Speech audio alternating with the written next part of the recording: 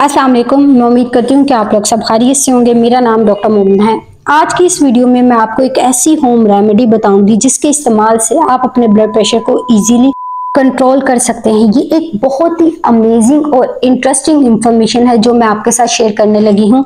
ये एक home remedy है जिसके इस्तेमाल से आप अपने ब्लड प्रेशर को आसानी से कम कर लेंगे। अब इसमें इंटरेस्टिंग बात यह है कि 95% लोगों में जिनको ब्लड प्रेशर का मसला है, हाई ब्लड प्रेशर का मसला है, उसे कहा जाता है इसेंशियल हाइपरटेंशन या फिर इसको इडियोपैथिक हाइपरटेंशन भी कहा जाता है, यानी कि वो हाइपरटेंशन जिसकी वजह मालूम नहीं होती। वर्ड इडियोपैथिक का मतलब मेडिकल टर्म में इस्तेमाल जहां भी किया जाता है, इसका मतलब होता है अननोन कॉज, यानी वो चीज जिसकी कोई वजह ना हो या जिसकी वजह का पता ना हो। इसलिए इस पे काफी रिसर्च की गई और बहुत ही हैरान कुन बात है कि 95% लोगों में ये वजह ही नहीं पता लगी कि उनको हाई ब्लड प्रेशर क्यों होता है, यानी वो इडियोपैथिक ब्लड प्रेशर का शिकार होते हैं। ये वो ब्लड प्रेशर है जिसकी वजह तो नहीं मालूम होती, लेकिन हाँ इसका इलाज मौजूद है। इसके लिए आपको डिफरेंट दवाइयाँ दी जाती हैं कि इसका इस्तेमाल करें, आप अपने ब्लड प्रेशर को कम कर सकते हैं इन दवाइयों के इस्तेमाल। लेकिन यहाँ पे मैं आपको जो इन्फॉर्मेशन शेयर करने लगी हूँ, मुझे लगता है कि शायद ये इन्फॉर्मेशन आपके लिए ब्लड प्रेशर को कंट्रोल करने के लिए बहुत ज़्यादा मुफीद साबित होगी। मैं आपको एक ऐसी टेक्निक बताऊंगी जिस पे अमल करके आप अपने ब्लड प्रेशर को आसानी से कंट्रोल कर सकते हैं। ये एक बहुत ही आसान और सस्ता सा तरीका है। वो टेक्निक बताने से पहले मैं आपके साथ ये बात शेयर करना चाहूंगी कि आपको ब्लड प्रेशर होता क्यों है। ब्लड प्रेशर वो प्रेशर होता है जो खून की नालियों के साथ टकराने की वजह से होता है। अब आपके ब्लड प्रेशर की कम होने और बढ़ने की बहुत सी वजूहात है, जिसमें सबसे पहले आ जाती है ब्लड विस्कोसिटी, यानी कि अगर आपका खून गाढ़ा है तो आपका ब्लड प्रेशर ज्यादा होगा, क्योंकि खून गाढ़ा होने की वजह से आपके दिल को ज्यादा जोर से पंप करना पड़ेगा इसको दिल से खून की नालियों में लेकर जाने के लिए, जिससे आपके ब्लड का प्रेशर बढ़ेगा और आपके हार्ट का जो आउटपुट होगा वो बढ़ेगा। उसके अलावा अगर आपकी खून की नालियां अपनी असल हालत में मौजूद नहीं है, इनमें लचक मौजूद नहीं है, ये सख्त हो गई है किसी वजह से, और ये सब कुछ होता है आपके बुरे लाइफस्टाइल की वजह से, फिजिकल एक्टिविटी ना होने की वजह से। इसके अलावा स्मोकिंग एक बहुत बड़ी वजह है। तो इन नालियों में से गुजरने वाला खून एक प्रेशर के साथ गुजरेगा। उसके अलावा ब्लड वॉल्यूम एक बहुत बड़ा फैक्टर है। अगर ब्लड वॉल्यूम ज्यादा है तो आपका ब्लड प्रेशर भी ज्यादा होगा। लेकिन अगर आपका ब्लड वॉल्यूम कम है, यानी आपकी बॉडी में पानी की कमी हुई है या किसी वजह से आपका ब्लड लॉस हुआ है, तो इस वजह से आपका जो ब्लड प्रेशर है वो कम होगा। इस सारे प्रोसेस को आपके ब्रेन में मौजूद कार्डियोवास्कुलर सिस्टम को कंट्रोल करने के लिए आपके ब्रेन में मौजूद कंट्रोल सेंटर इन सब चीजों को कंट्रोल कर रहा होता है। आपकी खून की नालियों के अंदर कुछ रिसेप्टर, कुछ सेंसर मौजूद होते हैं जिन्हें बैरो रिसेप्टर कहा जाता है। जब आपकी बॉडी में इस तरह की तब्दीलियां हो रही होती हैं तो ये रिसेप्टर क्या करते हैं, ये सिग्नल लेकर आपके दिमाग तक जाते हैं, जिसकी वजह से आपका ब्लड प्रेशर कम या ज्यादा हो रहा होता है। तो इस वजह से आपके ब्रेन में मौजूद कार्डियोवास्कुलर कंट्रोल सेंटर क्या करता है, आपकी जान को बचाने के लिए आपकी बॉडी को डिफेंसिव मोड में ले जाता है।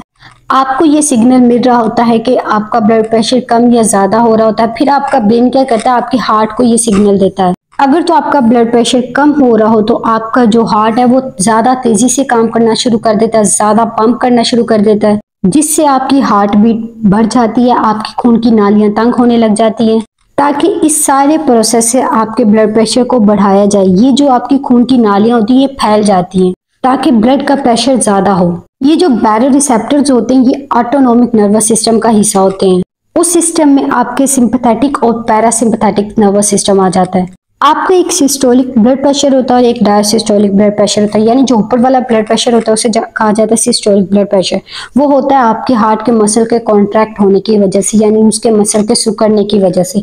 और जो डायसिस्टोलिक यानी नीचे वाला ब्लड प्रेशर होता है वो आपके हार्ट के मसल के रिलैक्स होने पर, यानी फैलने पर ये ब्लड प्रेशर आता है। आइडली यानी नॉर्मली आपका ब्लड प्रेशर जो सिस्टोलिक है वो 120 होना चाहिए, जो आपका डायसिस्टोलिक है वो 80 होना चाहिए। नॉर्मली ये तब होता है जब आप कोई काम ना कर रहे हो, आपकी बॉडी रेस्टिंग मोड में हो, आप चल फिर ना रहे हो।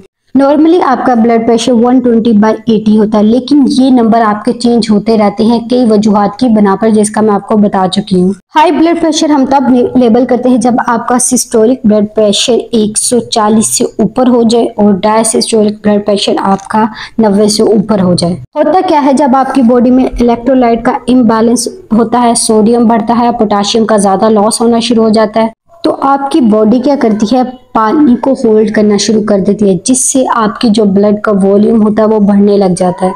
वॉल्यूम बढ़ने से आपका ब्लड का प्रेशर बढ़ता है और उस ब्लड प्रेशर के बढ़ने की वजह से आपके बैरोरिसेप्टर एक्टिव होते हैं।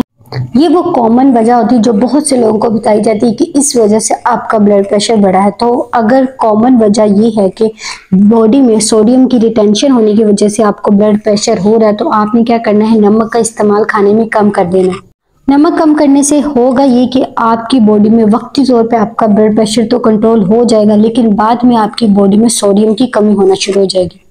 इससे क्या होता है, जब आपकी बॉडी में सोडियम की कमी होती है तो आपके जो बैरोरिसेप्टर्स होते हैं वो डिसफंक्शन हो जाते हैं, जिसकी वजह से आपकी बॉडी में सिंपैथेटिक सिस्टम एक्टिवेट हो जाता है, और जब ये एक्टिव होता है तो आपकी बॉडी में दोबारा फिर से आपका ब्लड प्रेशर बढ़ना शुरू हो जाता है। नमक का इस्तेमाल कम करके आप अपने ब्लड प्रेशर को वक्ती तौर पर तो रोक लेते हैं, लेकिन अब नमक का इस्तेमाल ना करने से आपकी बॉडी में जब सोडियम की कमी हो जाती है तो आपका जो ब्लड प्रेशर का ये मसला है ये वक्त के साथ साथ मजीद बढ़ता जाता है, जिसकी वजह से आपकी बॉडी का कभी ब्लड प्रेशर कम हो रहा होता है और कभी आपका ब्लड प्रेशर ज़्यादा हो रहा होता है। लेकिन इसके ऑपोजिट अगर आपकी बॉडी में पोटाशियम का लेवल बढ़ा दिया जाए तो इससे इस मसले को काफ़ी हद तक कंट्रोल किया जा सकता है। लेकिन पोटाशियम के इनटेक को बढ़ाने के साथ साथ आपने कम मिकदार में सोडियम का इस्तेमाल भी ज़रूर करना है। यहाँ पे इंटरेस्टिंग पॉइंट ये है कि आपकी बॉडी को पोटाशियम एक काफ़ी मिकदार तक डेली चाहिए होता है। डेली आपकी बॉडी को जो पोटाशियम की इनटेक की नीड होती है वो होती है 4700 मिलीग्राम तक। आपने इतना पोटाशियम डेली ज़रूर लेना है अपनी डाइट में, लेकिन बहुत कम लोग होते हैं जो अपनी डेली की पोटाशियम की रिक्वायरमेंट को पूरा कर पाते हैं। अब मैं आपको बताती हूँ कि डाइट से आपको पोटाशियम कैसे मिलेगा। आपने क्या करना है, रोज़ाना सैलेड का एक बड़ा बाउल तैयार करना है और उसका इस्तेमाल करना है। उस सैलेड के इस्तेमाल से आपकी डेली पोटाशियम की जो इनटेक की नीड होती है वो पूरी हो जाती है। नेक्स्ट चीज हमारे पास आ जाती है विटामिन डी। विटामिन डी क्या करता है, आपकी बॉडी के जो ऑटोनोमिक नर्वस सिस्टम होते हैं उसको कंट्रोल करता है। इस सिस्टम को, आपकी बॉडी के इस सिस्टम को बेहतर बनाता है। बहुत से लोग जो प्राइमरी हाइपरटेंशन यानी जो इडियोपैथिक हाइपरटेंशन का शिकार है, जिसका मैंने अभी जिक्र किया था, इन लोगों में ये मसला या तो पोटाशियम की कमी की वजह से हो रहा है या फिर विटामिन डी की कमी की वजह से हो रहा है। तो अगर आप रोजाना विटामिन डी लेना शुरू कर दे तो ये आपका मसला यहीं पे रुक जाएगा। तो इसलिए अगर आप हाई ब्लड प्रेशर को कंट्रोल करना चाह रहे हैं तो सिर्फ सोडियम के इनटेक को यानी साल्ट को कम मिकदार में इस्तेमाल करना सही फैसला नहीं है। इसके साथ आपने अपनी बॉडी की डेली की पोटाशियम की रिक्वायरमेंट को भी पूरा करना है और विटामिन डी का इस्तेमाल भी ज़रूर करना है। अब यहाँ पे इम्पोर्टेंट पॉइंट ये है कि ये जो इंसुलिन होती है वो आपके बैरोरिसेप्टर्स की प्राइमरी रेगुलेटर का मेन पॉइंट होती है, यानी कि ये जो इंसुलिन होती है वो इन बैरोरिसेप्टर्स को एक्टिवेट करती है।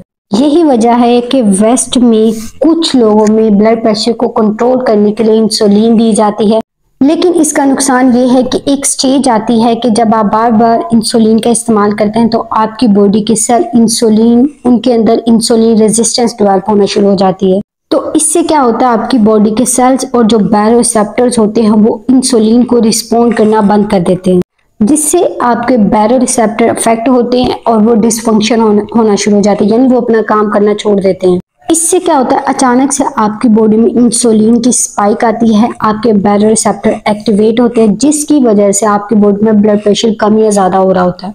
और फिर टाइम के साथ साथ एक स्टेज आती है जिसमें ये अमल होना बंद हो जाता है। मैं उम्मीद करती हूँ कि यहाँ तक आपको ये चीज़ समझ आ गई होगी कि ऐसा क्यों हो रहा है, क्योंकि majority of population insulin resistant हो चुकी है। लेकिन बहुत से लोग इस चीज़ का जिक्र नहीं करते, क्योंकि अगर ये बात सब लोगों को प्रमोट करना शुरू कर दे तो लोग कार्बोहाइड्रेट और शुगर का इस्तेमाल करना बंद कर दें। ऐसे लोगों को चाहिए कि वो लोग कार्ब वाली डाइट लें, तली हुई चीज़ों से परहेज करें। ये जितनी भी रिफाइंड कार्ब्स और शुगर हैं ये आपकी बॉडी में पोटाशियम की कमी भी करवाते हैं। इसके साथ साथ ये आपकी बॉडी में मौजूद बैरोरिसेप्टर को भी डिसफंक्शन कर देते हैं। अब आपने करना क्या है कि आपने अपने पोटाशियम इंटेक को बढ़ाना है, ज़्यादा से ज़्यादा सब्जियों का इस्तेमाल करना है, अपनी डाइट में लो कार्ब्स को शामिल करें, विटामिन डी का इस्तेमाल ज़रूर करें। विटामिन डी का बहुत अच्छा सोर्स है सनलाइट, तो ज़्यादा से ज़्यादा धूप में रहें, धूप सनलाइट लें, तो यहीं पे ये आपका जो मसला है वो रुक जाएगा। अब एक और ब्रीथिंग टेक्निक है जिससे आपका जो ब्लड प्रेशर है वो कंट्रोल होता है। ये एक बहुत ही ज़बरदस्त तरीका है, आप इसको ज़रूर ट्राई करें। ये आपकी बॉडी में ब्लड प्रेशर को कंट्रोल करने वाला काम कर रही होती है। इसमें बस आपने करना क्या है कि आपने अपने ब्रीथिंग स्टाइल को चेंज करना है। इसे पेस्ट ब्रीथिंग कहा जाता है। ये बहुत ही सिंपल और आसान है। इसमें आपने करना क्या है कि आपने स्लो ब्रीथिंग लेनी है। 1 मिनट में 6 दफा आपने सांस लेना है। आपने डीप ब्रीथिंग लेनी है और आराम आराम से सांस लेना है। ये आपके ब्लड प्रेशर को कंट्रोल करने वाला काम कर रही होती है आपकी बॉडी में। ये बहुत ही सिंपल और आसान है। इसमें 1 मिनट में 6 दफा सांस लिया जाता है। इस पे काफ़ी रिसर्च की गई थी जिससे ये बात साबित हुई थी कि ये जो पेस्ट ब्रीथिंग होती है ये आपके बैरो रिसेप्टर्स को एक्टिवेट करती है, जिससे आपके ब्रेन को सिग्नल जाता है और वो आपके ब्लड प्रेशर को कंट्रोल करता है। उसके अलावा आपकी बॉडी में इससे ऑक्सीजन की मिकदार बढ़ती है, ऑक्सीजन की सैचुरेशन बढ़ती है, खास तौर पे उन लोगों में जिनको कार्डिक फेलियर है, यानी जिनको हार्ट फेलियर है, उनका दिल ठीक तरीके से काम नहीं कर रहा, उन लोगों के अंदर चलने की हिम्मत नहीं होती, वो एक्सरसाइज नहीं कर सकते, तो ये लोग सिंपल ब्रीथिंग से ही स्टार्ट कर सकते हैं। इसका बहुत बड़ा फायदा ये है कि इससे आपकी बॉडी की बर्दाश्त बढ़ती है और उसके अलावा ये आपके सिंपैथेटिक नर्वस सिस्टम को काम डाउन करता है, आपकी नर्व्स को रिलैक्स करती है, आपकी बॉडी को फाइट एंड फ्लाइट मोड से बाहर लाती है। आप एक चीज नोट कीजिएगा कि जो शुगर के मरीज होते हैं, जो डायबिटिक होते हैं और वो लोग जो ओवरवेट होते हैं, जिनका वजन बढ़ा हुआ होता है, ये लोग जरा सा भी काम करते हैं तो इनका सांस फूलना शुरू हो जाता है, इनको सांस तेजी से आना शुरू हो जाता है और इनके लिए ये चीज बहुत ही मुश्किल होती है अपने सांस को कंट्रोल करना, अपने सांस को नॉर्मल करना।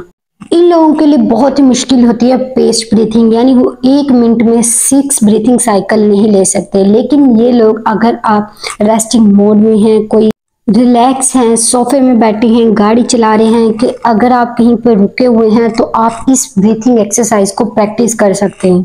करना आपने क्या है कि आपने इस प्रोसेस में सिर्फ अपनी जो अपर बॉडी है उसको इन्वॉल्व करना है। आपने करना क्या है कि आपने स्लोली और डीप ब्रेथ लेना है। आपने आराम आराम से नाक से इनहेल करना है और फिर आपने 5 सेकंड के लिए उसको अपने अंदर होल्ड करना है। 5 सेकंड के बाद आपने सांस को बाहर निकाल देना अपने मुंह के जरिए। इसी तरह 10 सेकंड में आपका 1 साइकिल कंप्लीट होगा और एक पूरे मिनट में आपके 3 साइकिल कंप्लीट होंगे। इसका सबसे बड़ा फायदा ये है कि इससे आपका ब्लड प्रेशर कंट्रोल में रहेगा। आप दिन में जब चाहे, जब आप फ्री हो, आप करना चाहे तो आप इसको कर सकते हैं। इससे आपका पल्स रेट भी नीचे आएगा और आप खुद को बहुत पुरसुकून महसूस करेंगे। ये थी हमारी आज की वीडियो जिससे आप आसानी से अपने ब्लड प्रेशर को कंट्रोल कर सकते हैं। मैं उम्मीद करती हूँ कि आज की ये वीडियो आपके लिए बहुत ज़्यादा हेल्पफुल रही होगी। अगर आप चाहते हैं कि मैं इस तरह की और वीडियोस बनाऊँ तो आप मेरे चैनल को सब्सक्राइब करें, मेरी वीडियोस को लाइक करें। मिलते हैं नेक्स्ट वीडियो में, तब तक के लिए अल्लाह हाफिज़।